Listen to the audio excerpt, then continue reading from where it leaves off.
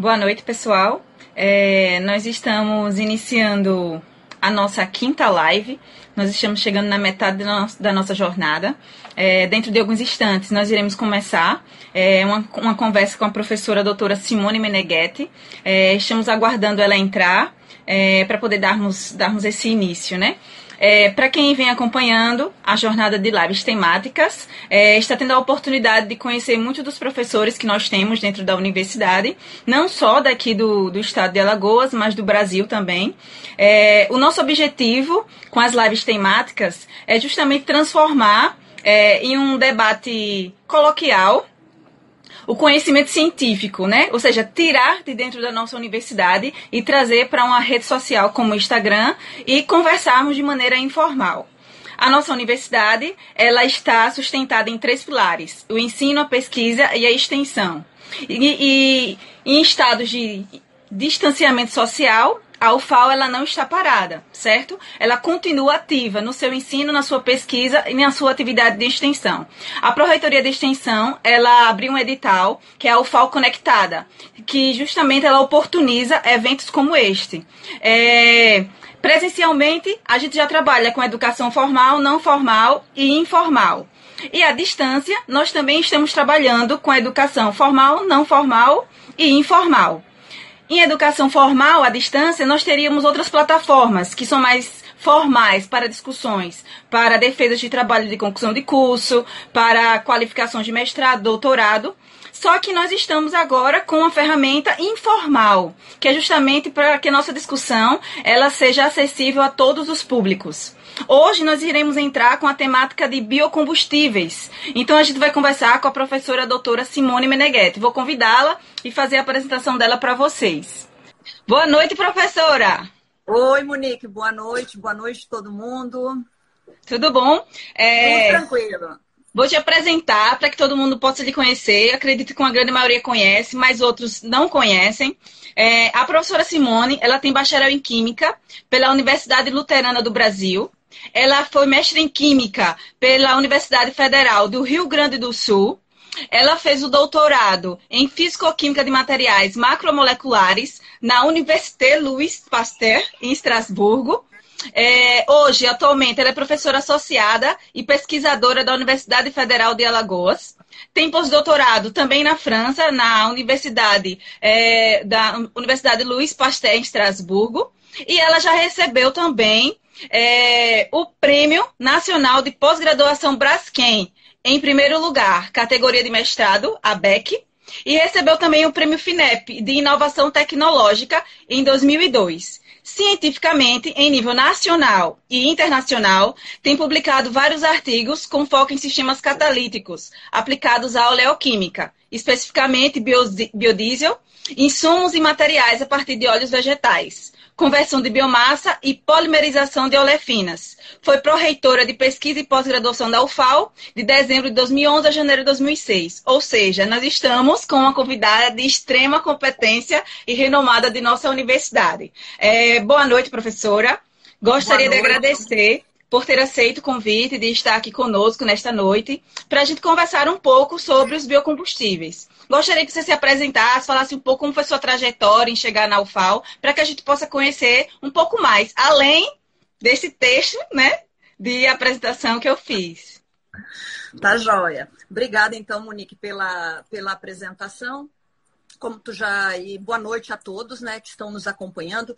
Como tu já comentou na introdução, eu tenho trabalhado já há bastante tempo, né, nessa parte de biocombustíveis, a gente vai detalhar mais depois, mas antes de vir para a universidade, eu trabalhei na indústria. Então, por exemplo, esse prêmio FINEP que tu comentou, de inovação tecnológica, foi na indústria.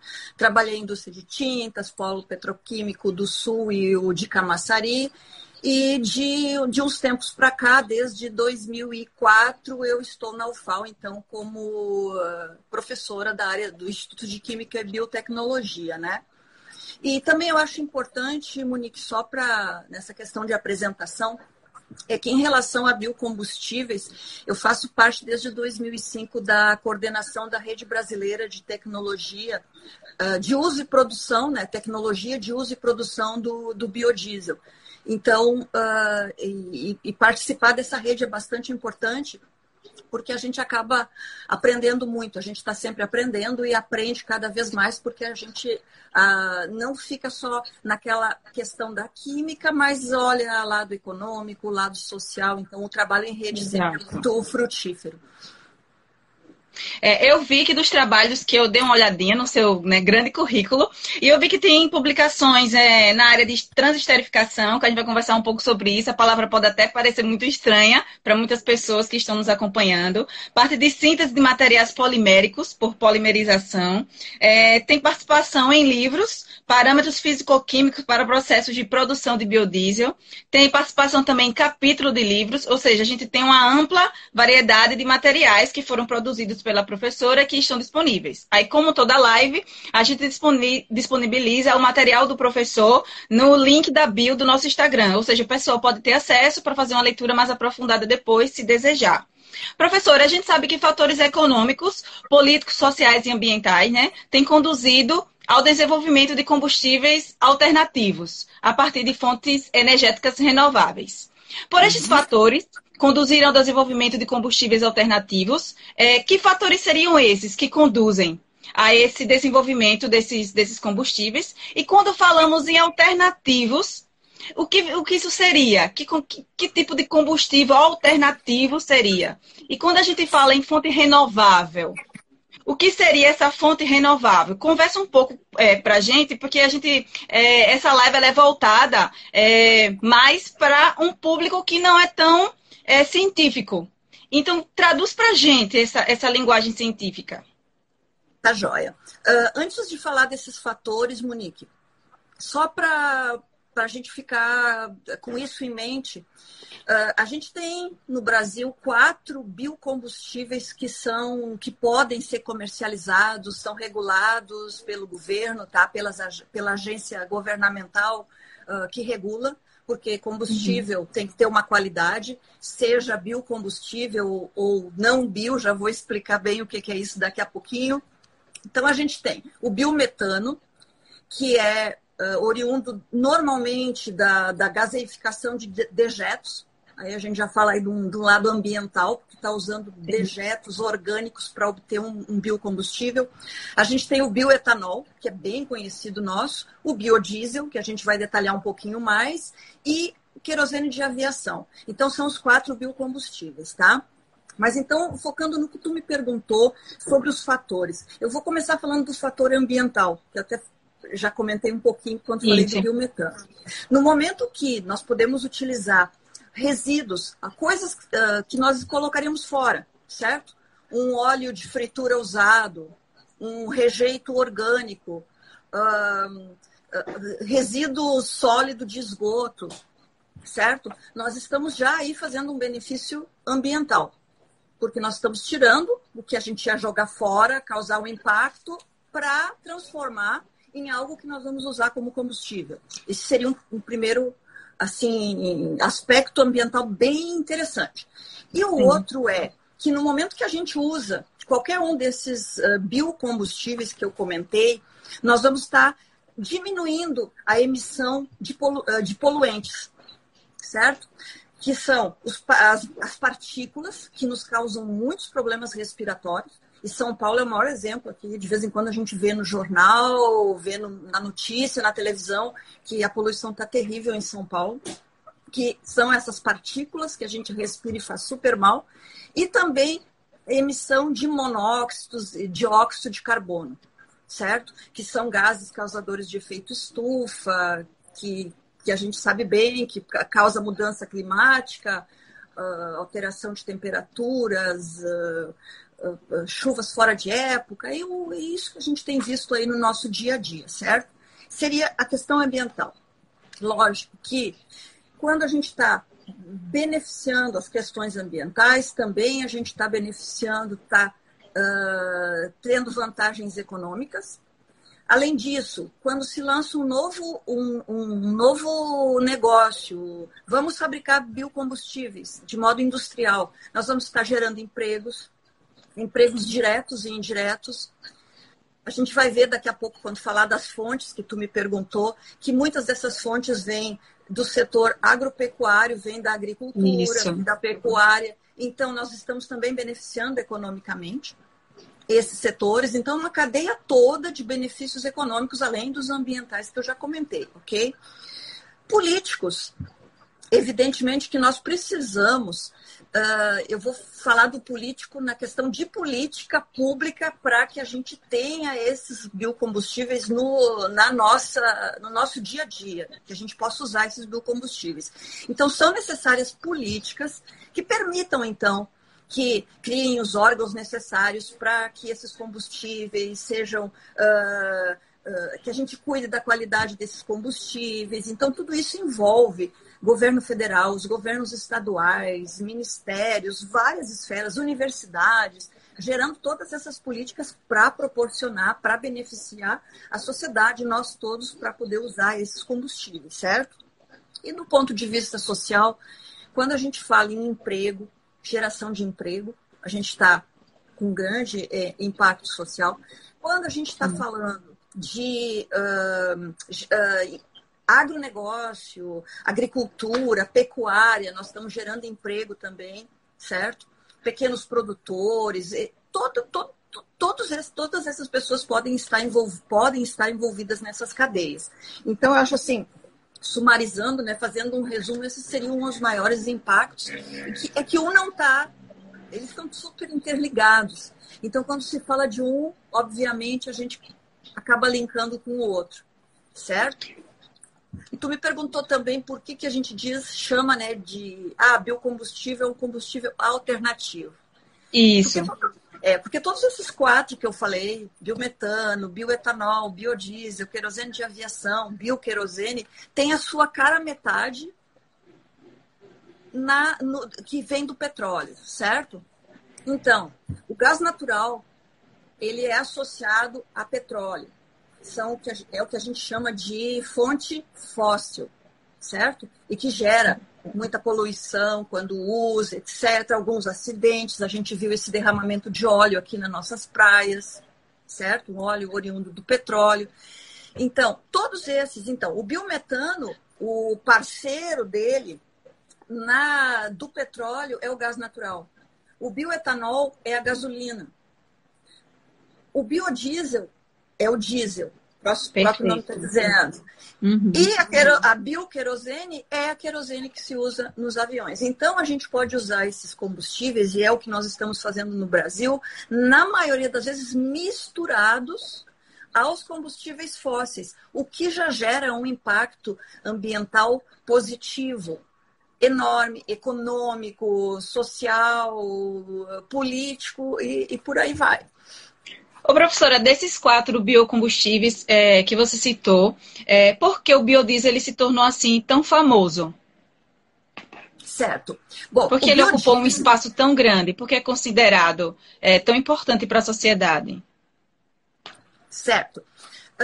Aí, Monique, tem a ver também com o momento, decisões governamentais e a questão de estabelecer política. Porque tudo isso segue uma legislação, certo?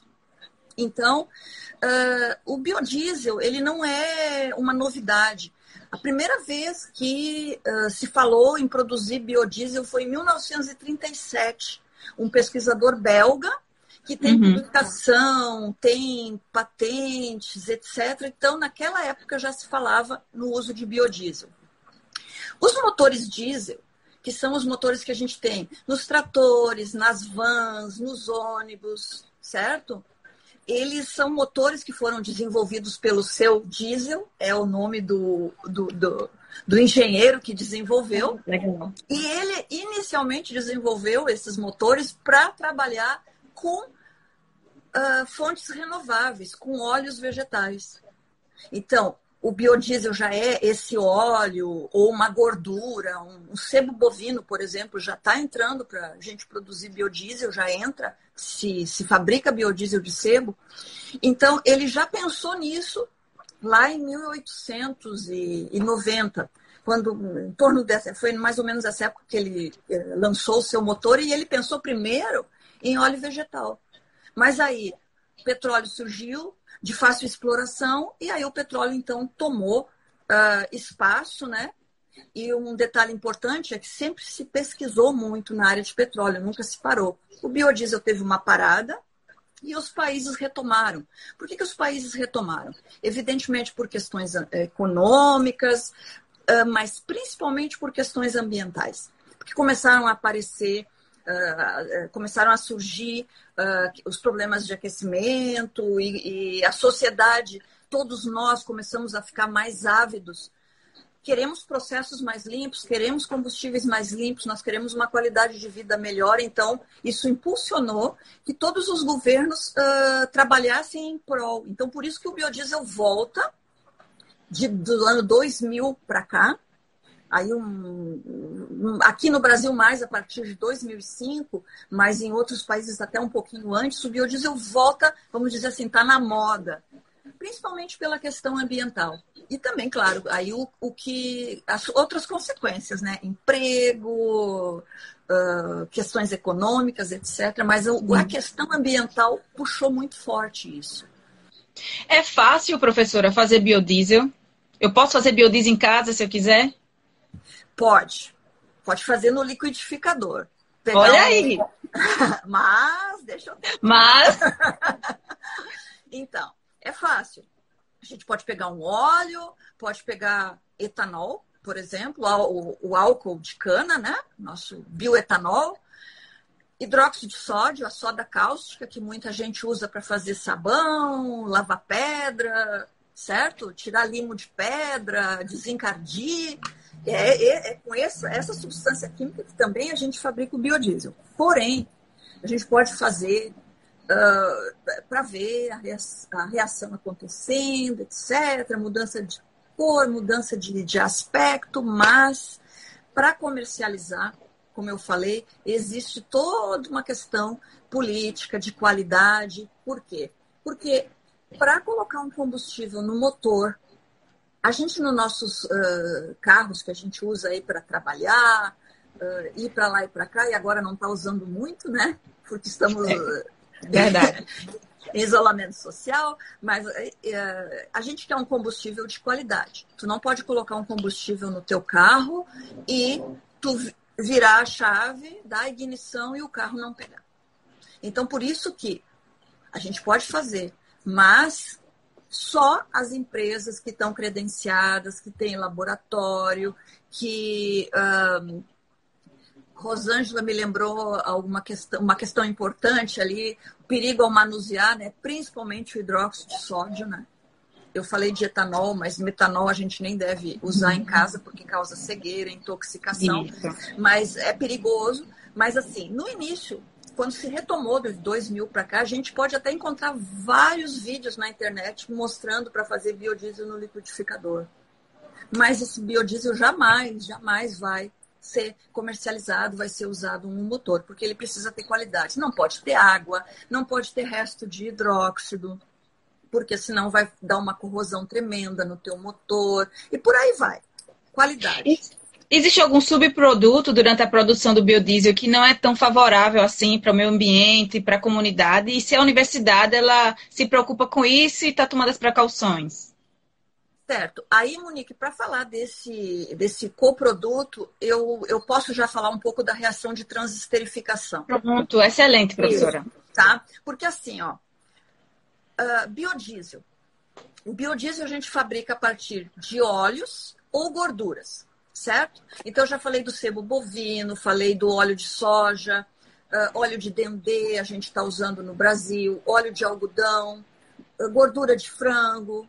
Isso aí já é gordura, sebo bovino eram resíduos que eram super mal condicionados, eram jogados no meio ambiente. Hoje já está se usando isso, claro, processado para fabricar biodiesel. Mas o que a gente faz?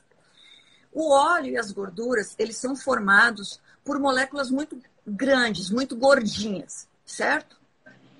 E essas moléculas, a gente não pode usar esse óleo direto no motor, porque por elas serem muito grandes, essas moléculas, esse material é muito viscoso. Se a gente pegar o óleo de soja na nossa cozinha e verter, a gente vai ver que ele é bem viscoso, certo?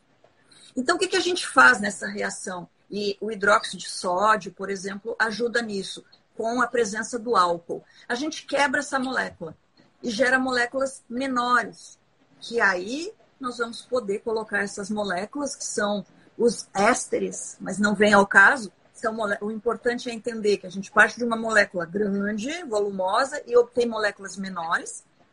E essas moléculas menores nós vamos poder colocar nos nossos motores, misturado ao diesel de petróleo, e vai funcionar muito bem como tem funcionado de forma excelente no Brasil e em outros países.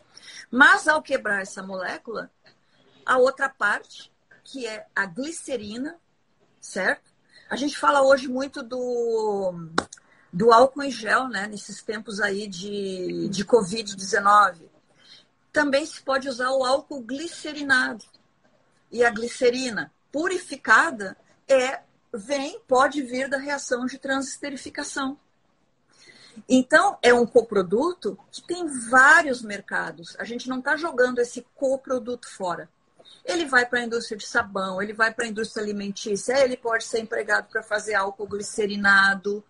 E aí, várias aplicações. Eu acho que a maioria das pessoas conhece a glicerina, porque há um tempo atrás, quando eu era bem jovem, a gente usava a glicerina como hidratante, e é por isso que a gente faz álcool glicerinado para lavar, para higienizar as mãos nesses tempos de vírus, porque a glicerina ela hidrata, ela ajuda a hidratar a pele, certo? Então tem várias aplicações para a glicerina. E, claro que além disso, né, Monique, existem os resíduos de catalisadores, águas de lavagem, mas aí isso são bem tratados e bem destinados na indústria. Normalmente, as indústrias que estão seguindo a cartilha, elas não estão causando danos ao meio ambiente com esses resíduos. Mas a glicerina, como coproduto, tem um mercado enorme e a gente vive estudando, vários grupos estudam aplicações mais e mais para essa glicerina, para poder utilizar toda essa glicerina que está se formando no mundo com a obtenção do biodiesel. A gente tem algumas perguntas aqui, deixa eu buscar, porque as pessoas vão falando, aí vai subindo, né? Então deixa eu ir buscar as perguntas. O Silvio Mena, ele pergunta qual o maior obstáculo para a produção de biocombustíveis em larga escala? Bom, Silvio, o bioetanol é fabricado em larga escala, que são aí as nossas usinas fabricam bioetanol, usinas de álcool-açúcar, né? Hoje a gente os carros flex, a gente abastece tanto com álcool hidratado e o álcool anidro vai misturado na gasolina, num percentual em torno de 25%. Hoje ninguém compra gasolina pura no Brasil, de maneira nenhuma, certo? Se precisar gasolina para um teste, a gente tem que ir lá na refinaria de petróleo antes que seja feita a mistura com o álcool. Então, ele é produzido em larga escala. O biodiesel hoje é produzido em larga escala no país. O biometano, existem várias iniciativas, porque a utilização de rejeitos, casca de fruta, resíduos animais, dejetos, restos do que a gente imagina aí, pode ser usado para fabricar biogás, mas ele ainda está acontecendo em menor escala. E a querosene de aviação, ela está sendo estudada, é uma área bastante recente, porque a querosene de aviação, a gente tem uma questão aí bastante fundamental, que é o seguinte: se a gente coloca um combustível num carro, num ônibus, num trator, certo? Porventura der algum problema, vai parar de funcionar, mas está na Terra. Se a gente coloca um novo combustível num avião e o avião para de funcionar, aí a gente tem uma tragédia. Complicado. Então, claro, tem que se fazer muita pesquisa ainda, certo? Mas se vocês olharem, procurarem na internet a Gol, não estou fazendo merchandising, tá? Mas a Gol, a Latam, eu acredito que a Azul também já fizeram voos experimentais usando biocombustível. E outras companhias de outros países usando bioquerosene, certo? Mas assim, vamos pensar assim, o Brasil decide duplicar a produção de biodiesel, por exemplo. O que a gente precisa? Fonte renovável, matéria-prima. Vai precisar de mais óleo, vai precisar de mais sebo bovino, vai precisar dessas matérias-primas que vão ser a molécula grande, aquela que eu falei, que precisam ser quebradas para produzir as moléculas menores que vão abastecer nossos motores. Então, professora, a matéria-prima Pode continuar. Não é isso. A matéria-prima pode ser, se não tiver disponibilidade, pode ser um impeditivo para um aumento de escala. Qual o uso atual do biodiesel no Brasil, em termos de porcentagem? Hoje, 12%. Hoje, qualquer trator, qualquer ônibus, qualquer caminhão, qualquer van que vai abastecer, ela está abastecendo 80, eu e alguém que erra nas contas, ela está colocando 12% de biodiesel e 88% de diesel fóssil. Bom. A gente tem a pergunta da professora Silvia, que ela faz a seguinte pergunta: quais as desvantagens dos combustíveis? As desvantagens dos combustíveis. Dos combustíveis. Dos biocombustíveis. Certo. Combustíveis. Ela escreveu combustíveis, mas eu não sei se ela...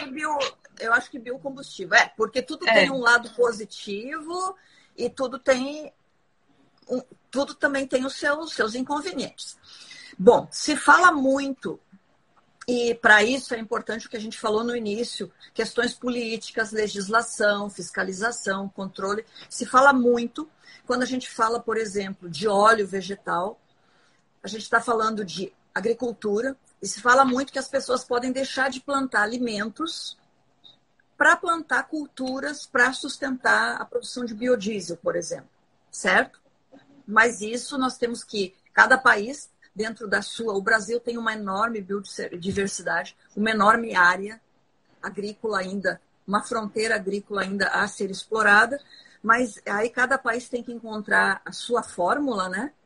E tem que se fiscalizar e tem que se ter cuidado, que lógico que nós não podemos também, a gente quer os biocombustíveis, porque melhora enormemente questões ambientais, econômicas também, pode ser bastante benéfico em alguns momentos, mas nós não podemos, claro, deixar de produzir alimentos para plantar tudo de óleo de soja, tudo de soja, tudo de culturas que vão alimentar essa indústria. Isso aí tem que se ter um equilíbrio e isso se faz através de política, né, gente? Política e fiscalização. Essa é uma desvantagem maior. Tá, uma outra desvantagem que eu lembrei é que eu falei que quando a gente queima biocombustível nos nossos motores, a gente diminui material particulado, as partículas prejudicam muito o sistema respiratório, diminui muito a emissão de dióxido, monóxido de carbono, mas a gente tem um aumento das emissões de óxidos de nitrogênio, certo? É um aumento pequeno, mas se tem um aumento quando se compara aos combustíveis fósseis, certo? Por quê? Porque essa formação desses óxidos, ela dá no motor durante a queima e sai no escape do motor, certo? Isso seria uma desvantagem, mas botando na balança, ainda ambientalmente é vantajoso. A gente tem a pergunta do Gabriel, que eu acho que você já chegou a falar um pouco, mas talvez queira acrescentar algo mais. O Gabriel pergunta se a produção atual de biomassa no mundo é suficiente para sustentar a produção de biodiesel, para substituir o uso de combustíveis fósseis sem afetar outras indústrias que utilizam biomassa. Certo. Bom, Quando eu falei, né, que cada um dos biocombustíveis tem o seu parceiro, a sua cara metade na cadeia, né, na linha dos combustíveis, na linha do petróleo, os combustíveis fósseis, a gente pensa em usar em mistura. Nesse momento, a gente está usando em mistura. No Brasil, 12% de biodiesel, etanol na gasolina, 25%, que são os que estão assim com a produção em larga escala, falando aqui do nosso país. A substituição total, fica difícil prever o futuro, né? Mas a substituição total, não acredito que num curto espaço de tempo ela vá se dar, certo? Porque é o que eu falei, a gente não pode plantar toda a área do país de uma cultura para produzir só biocombustível, certo? A questão que ele coloca de prejudicar outras indústrias que utilizam biomassa, eu acredito que não. Eu acredito que não, porque, por exemplo, a gente tem uma produção enorme de biomassa em geral. Aí eu não estou falando só. O que é a biomassa, para quem está nos escutando? Isso. São todas essas matérias-primas, tá?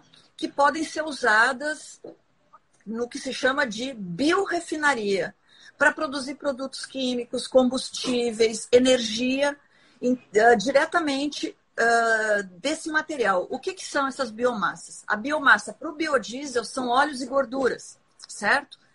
Para a produção de produtos químicos está se usando muito resíduos de árvores, casca de árvore, resíduo de serraria, serragem, etc., que é celulose. A gente pode transformar essa celulose em produtos químicos. Em etanol também. Temos a Granbio aqui em São Miguel dos Campos, que transforma a celulose em etanol.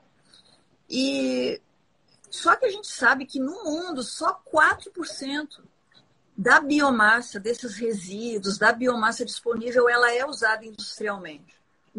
Então tem muito, muito campo aí para crescer a utilização dessa biomassa no sentido de se produzir combustíveis ou se produzir energia, fabricar produtos químicos, tem um grande potencial. Então, por isso, a importância, né, de todo mundo, todos os atores, vamos pensar que é um filme, né, que todos os atores estejam envolvidos. Governo, os produtores, quem tem uma fonte de biomassa disponível, a universidade, certo? Estejam outros centros de pesquisa que não sejam obrigatoriamente de universidades, que todas essas pessoas estejam engajadas para trabalhar com pesquisa, com inovação tecnológica, para consolidar toda essa nova perspectiva para o nosso futuro, que são as biorefinarias. Professora, o Diogo, ele quer saber se os biocombustíveis têm um custo elevado. Bom, o biodiesel, vamos falar assim, pré-Covid, certo? Pré-pandemia. O biodiesel, na maioria do tempo, aí, na maior parte do tempo, o biodiesel teve um preço competitivo com o diesel, certo? O que significava? Que estava tranquilo. Teve um período muito importante em 2016, 2015, 2016, que o biodiesel contribuiu enormemente para a nossa balança comercial, sem querer falar aí com palavras requintadas da economia, mas o que acontecia? Como a gente tinha biodiesel, porque nós somos importadores de diesel, nós não somos autônomos, nós não somos autossuficientes no diesel que nós usamos, nós importamos parte desse diesel. Então, como a gente tem biodiesel, a gente diminuía a nossa importação. Então, teve um período de crise que o biodiesel contribuiu enormemente para a nossa balança comercial. O governo estava, o Ministério da Economia, muda de nome, né? Fazenda, Economia, estava felicíssimo, a equipe econômica felicíssima, porque o biodiesel estava contribuindo enormemente para a nossa balança comercial. para o nosso superávit, para ter resultado positivo quando se falava em dinheiro. Pós-Covid, a gente está vendo um cenário aí que a gente não sabe o que vai acontecer. Por quê? No mundo, né? Não é uma peculiaridade brasileira. No mundo, a gente parou, está todo mundo na sua casa, né? E nós temos que estar na nossa casa. Quem pode estar, porque, claro, tem os profissionais da saúde, etc., que são os médicos, os enfermeiros, farmacêuticos, veterinários, etc., que estão obrigados a estar na linha de frente, né? Mas diminuiu a circulação. A gente está andando menos de carro, a gente está andando menos de ônibus. O que aconteceu? O preço do petróleo caiu. Também por outras especulações, mas porque diminuiu drasticamente o consumo. Espera-se que, passada a crise, essa situação volte ao normal, certo? As usinas produtoras de biodiesel estão bastante otimistas e que a situação volte ao normal e que continue sendo vantajoso economicamente utilizar biodiesel, bioetanol, mas a gente tem que levar em conta, né? E os governos de qualquer país, dos vários países, levam isso em conta, que não é só o aspecto econômico, né? Tem que se levar em consideração o aspecto ambiental, aqueles 4 aspectos. Todo o contexto, social, todo o contexto. Então, vamos ver como é que vai ficar aí pós-pandemia e eu acho que volta a ser competitivo, vantajoso. Sim. Antes de a gente começar a falar um pouco sobre tintas, vou ler a pergunta da Rosângela, que ela faz uma pergunta de curiosidade. Qual a diferença do combustível usado nos carros comuns e os carros de Fórmula 1? Tem diferença?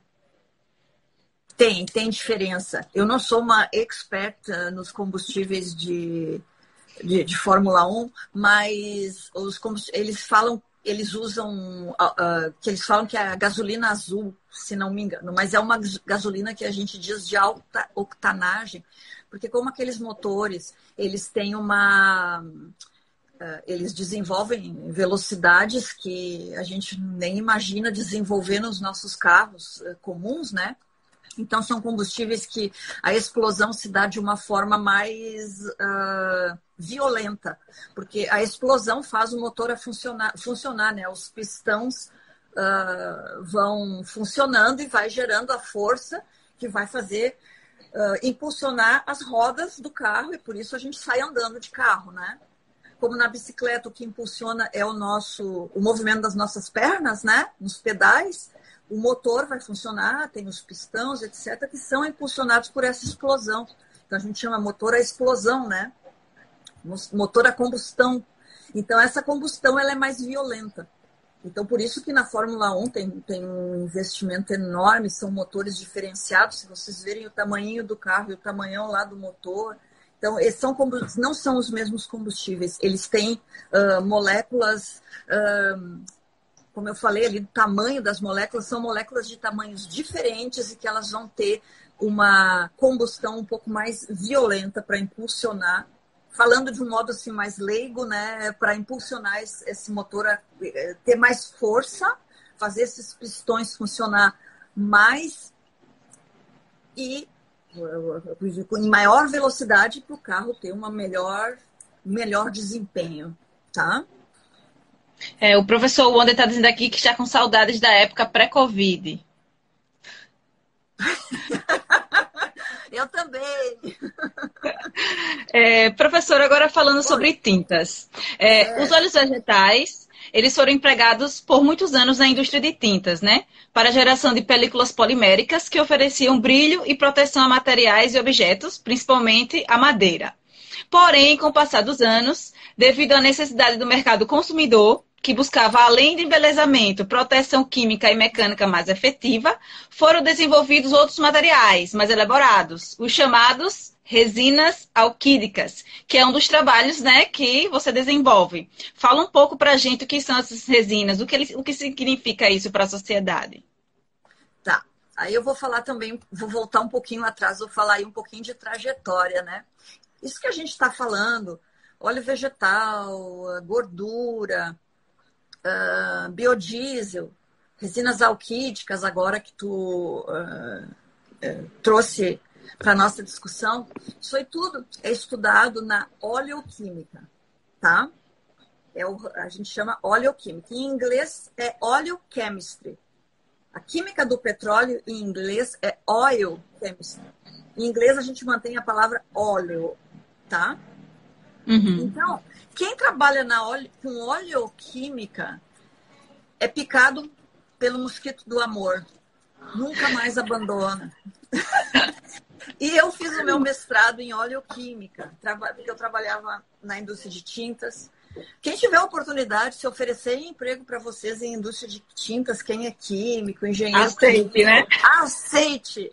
Porque o que a gente vê de coisa bacana, de reação química, polímeros, é muito bacana. E eu trabalhava, antes de começar a universidade, eu tinha feito técnico em química e eu trabalhava numa indústria de química, numa indústria de tintas. Aí fui fazer o mestrado e fiz o mestrado, lógico, trabalhando na indústria. Naquela época já se falava de interação indústria-universidade e a gente tinha uma super interação naquela época. E faz bem pouquinho tempo, viu, gente?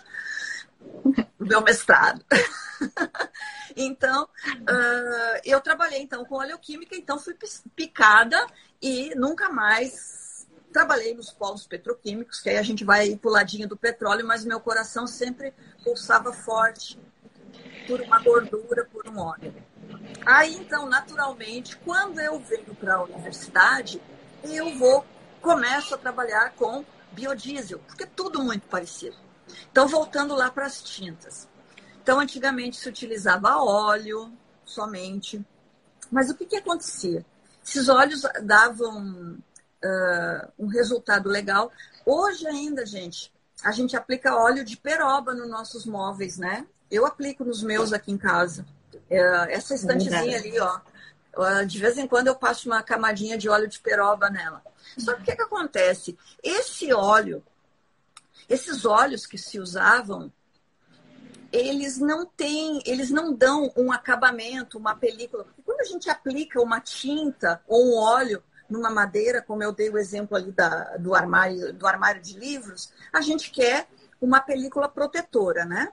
Uhum. Só que aí, com o desenvolvimento tecnológico, o que se percebeu que essa película, quando ela é só o óleo, ela não dura tanto. Ela desaparece. Porque o que a gente tem também? A gente tem os quadros nos museus que são guardados a 7 chaves, não pode colocar iluminação direta, etc, etc. Por quê? Porque são pinturas a óleo e o óleo não tem muita resistência. Ele se degrada. A molécula grande, aquela que eu falei, ela se parte em várias pequenas moléculas e aí, no caso de um quadro, estraga a pintura. No caso de um móvel, toda semana, se eu quiser bonitinho, toda semana eu tenho que aplicar o óleo de peroba. E não é isso que se quer, né? Então, se desenvolveu essas resinas alquídicas, que, na verdade, elas têm na sua composição óleo vegetal. Esse nome alquídica vem de ácido e álcool, em inglês, tá? Alc e o ácido, acid, alquídica. E aí, por uma questão de pronúncia, trazendo a palavra do inglês, a gente fala em português alquídica. Em inglês é com K, em vez do QU que nós utilizamos. Mas então, o que se faz? Se reage ao óleo, certo? Outras matérias-primas também, e se obtém essa resina alquídica. Onde é que está essa resina alquídica? Todos nós temos contato diariamente com resinas alquídicas. Quando a gente compra um verniz, quando a gente compra uma tinta para pintar uma grade de ferro, uma janela, aquela tinta a óleo, que tem aquele cheirinho de óleo, tem alquídica na sua composição. Então, e essas reações, essa reação que a Monique comentou, a transesterificação que a gente usa para obter biodiesel, uma transesterificação, mesmo tipo de reação, mas um pouquinho diferente, temperatura diferente, os reagentes diferentes, a mesma reação é utilizada para obter a resina alquídica, que depois vai lá para a lata da tinta junto com o pigmento, com o solvente, etc, etc. e que aí a gente aplica. Se não tiver cor, é o nosso verniz, certo? E que dá um filme muito mais resistente, que vai durar muito mais do que aplicar simplesmente um óleo. Não sei se eu Que me lindo, fiz professora, que entender. lindo. Lindo, Mas lindo, é perfeito. isso. Aí a gente se apaixona e não quer mais trabalhar com outra coisa, apesar de que eu trabalho com outras coisas, mas a oleoquímica é apaixonante. Por quê? Porque ela está no nosso dia a dia. Depois dos tempos, né? Depois da história da humanidade, aí a utilização de óleos e gorduras, ela vem acompanhando. Sabão, né? As nossas Sim. bisavós, avós faziam sabão com sebo, o hidróxido de sódio, etc., que é uma outra reação dentro da oleoquímica. Professora, fala pra gente por que é importante a ação da universidade nesse campo de pesquisa de biocombustíveis, oleoquímica. Fala pra gente por que é importante a pesquisa. Certo. É importante para cada vez mais otimizar, melhorar esses processos, certo? Porque hoje se faz. Vamos pensar assim: a gente coloca lá o óleo, o álcool para produzir biodiesel. Vamos supor que numa determinada fábrica leve 1 hora para que essa reação, para que fique pronto, certo? Se nas pesquisas a gente conseguir alguma substância que substitua, por exemplo, o hidróxido de sódio, e que faça isso ficar pronto em 30 minutos, industrialmente é muito importante. Por quê? Vai baratear. Porque se a indústria conseguir fabricar mais rápido, ela vai fabricar mais. Se conseguir manter a mesma qualidade, vai ser um produto de alta qualidade e vai ser benéfico. Então, pesquisa é muito importante. Outra questão importante da pesquisa, não só na reação, para que a reação ocorra mais rápido, de uma forma melhor, numa temperatura menor, para gastar menos energia, tudo está interligado, né?